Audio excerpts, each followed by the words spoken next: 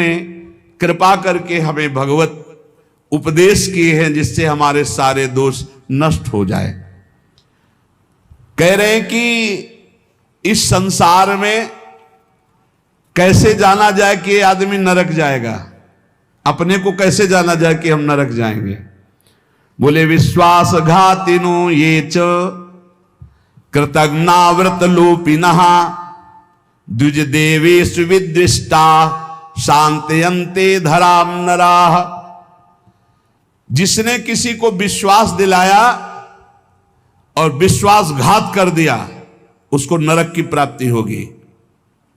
विश्वासघाती महापापी माना जाता है, कभी विश्वासघात न करे। कोई शरण में आ जाए या किसी को वचन दे दे या किसी को विश्वास दे दे फिर विश्वासघात करे, उसको नरक की प्राप्ति होती है। दूसरा, कृतज्ञ, तुम्हारे साथ उपकार किया, तुमने उपकार नहीं माना, उसका अमंगल किया, नरक की प्राप्ति होगी। तीसरा, आज से मैं ये करूंगा ऐसा व्रत लिया और व्रत तोड़ दिया बीच में, उसको नरक की प्राप्ति होगी।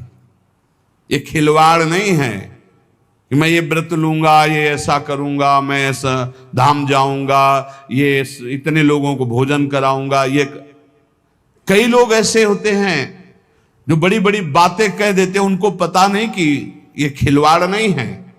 ऐसा कर दूंगा, ऐसा कर दूंगा, ऐसा कर दूंगा, और किया कुछ नहीं, पहुंच गए नरक।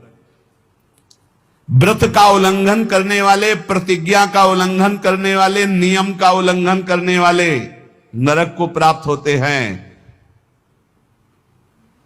मैं इतनी परिक्रमा करूंगा, मैं ऐसा करूं, कुछ भी नहीं। कोई नियम को ऐसे मत लो कि मैं ये करूंगा। ए प्रभु की इच्छा होगी, समय रहा, जीवन रहा तो हो जाएगा, नहीं रहा, आप सामय के मर गए तो। ये बात ध्यान रखिए, आगे चलकर मैं सन्यास लूंगा, विरक्त होके वृंदावन वास करो, नरक जाओगे अगर नहीं विरक्त हुए तो।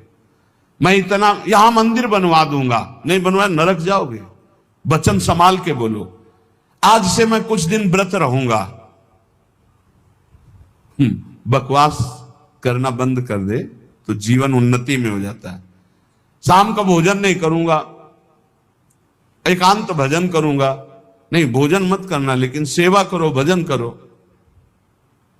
समझे नहीं आते, वाणी को ऐसे बिखेरते चले जाते हैं। व्रत का उल्लंघन करने वाला नरकी गति को प्राप्त होता है। संतों से द्वेष करने वाला, गुरु से द्वेष करने वाला, ये नरक को प्राप्त होते हैं। और ध्यान से सुनो, जो माता पिता को दंडित करता है, गाली देता है, अपमान करता है, उसे सीधे नरक की प्राप्ति होती है। बिल्कुल पक्का समझ लो। माता पिता भगवान का स्वरूप है। मातृदेवो भव, पितृदेवो भव। बिल्कुल बुद्धि खराब मत करो, कलयुग बुद्धि भ्रष्ट कर रहा है। माने मात पिता ने देवा साधुन ते करवावे सेवा, जिनके ये आचरण भवानी ते निश्चर समझानो। राक्षस है, और ऐसे राक्षस अब पुत्र रूप में ज्यादा पैदा हो रहे हैं। एक देखा मुंह कि माता को बाल पकड़ के घसीट रहा है, लात से पेट में प्रहार कर रहा है, पिता को थप्पड़ और सीधे छाती पे लात। वाह, इस पुत्र के जानते हो क्या गति होगी? सीधे रो नरक। फिर वहां जो दंड मिलता है, वहां मरना तो है नहीं प्यारे, ना बेहोश हो सकते हो ना मर सकते हो, होश में रहकर दंड भोगना है। नरक की ये खासियत है। 100 बार काटे जाओगे, 100 बार जिंदा रहोगे, उसे यातना दे कहते हैं। होश में ये मत मानना कि नरक वरक नहीं है।